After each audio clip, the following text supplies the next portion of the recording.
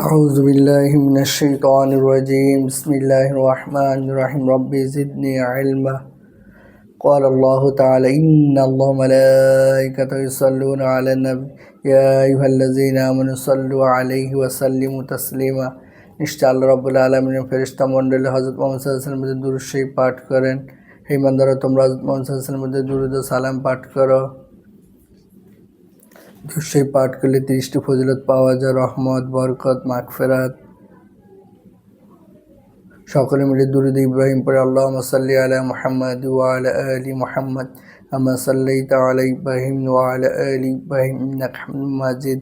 আল্লাহুম্মা বারিক আলা মুহাম্মাদ কামা বারাকতা আলা ইব্রাহিম ওয়া আলা আলি ইব্রাহিম ইন্নাকা হামিদুম মাজিদ। দ্বীনি ইলম অন্বেষণ করা প্রত্যেক মুসলমান নারীর উপর ফরজ। তবে কতটুকু দ্বীনি ইলম অন্বেষণ করতে হবে তার একটা মাত্রা থাকতে হবে।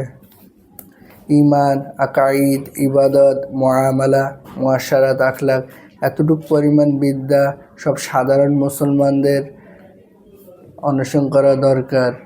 কারণ যে ব্যক্তি চাকরি করবে তার চাকরির মাসালা জানতে হবে, যে ব্যক্তি ব্যবসা করবে ব্যবসার মাসালা জানতে হবে, যে ব্যক্তি বিবাহ শাদী করবে বিবাহ শাদীর মাসালা জানতে হবে। জীবনে সব ক্ষেত্রে কোরআন সুন্নাহ মাফিক মানার জানা এবং মানার চেষ্টা করতে হবে।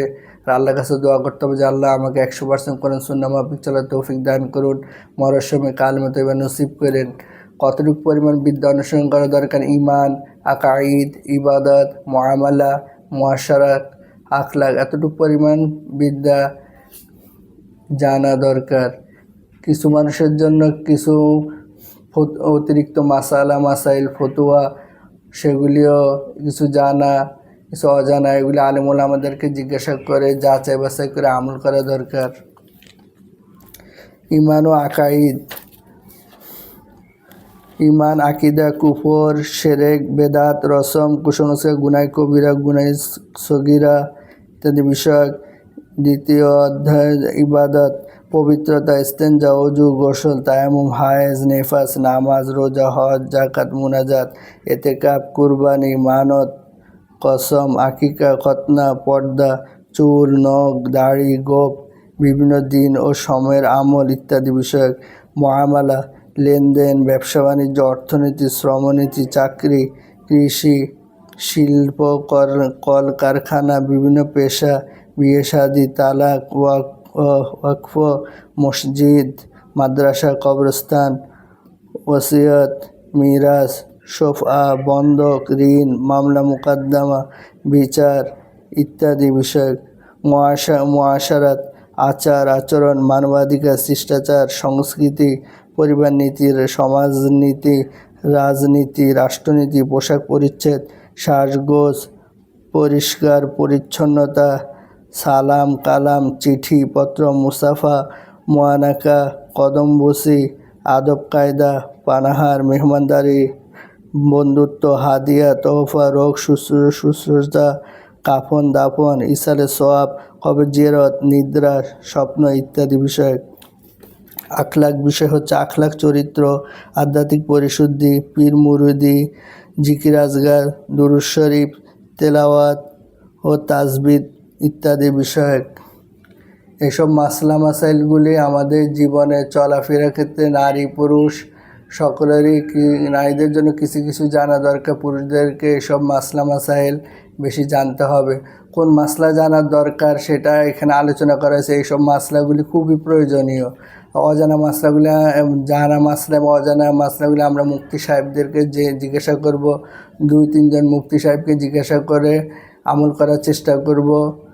অথবা হক্কানে আমলদার মুফতি সাহেব যদি পেয়ে যায়, হাফেজ মাওলানা মুফতি ওলামা, তার কাছ থেকে অন্তত মাসলা মাসাইলগুলো আমরা জেনে নিব। আমাদের জানা মাসলাও বা অজানা মাসলাও আমরা মুফতি সাহেব আলেম ওলামাদের সোহবতে থেকে জেনে এবং মানার চেষ্টা করব।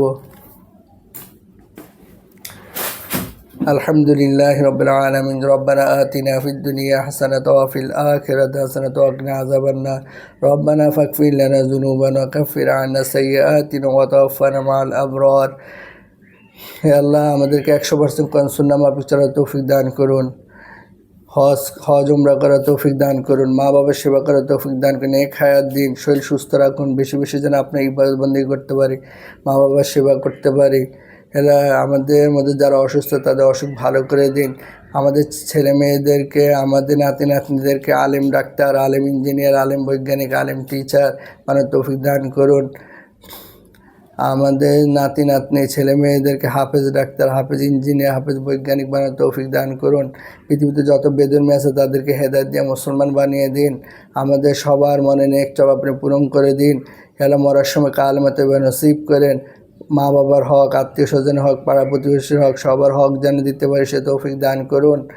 আল্লাহ পৃথিবীতে যত ইসলামী দল সংগঠন আছে তাদের মধ্যে ঐক্য সৃষ্টি করে দিন।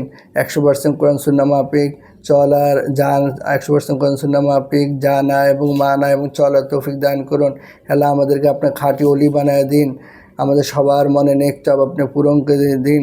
সুবহান রাব্বিকা রাব্বিল ইজ্জাতি আম্মা ইয়াসিফুন ওয়া সালামুন ওয়া আলহামদুলিল্লাহি রাব্বিল আলামিন।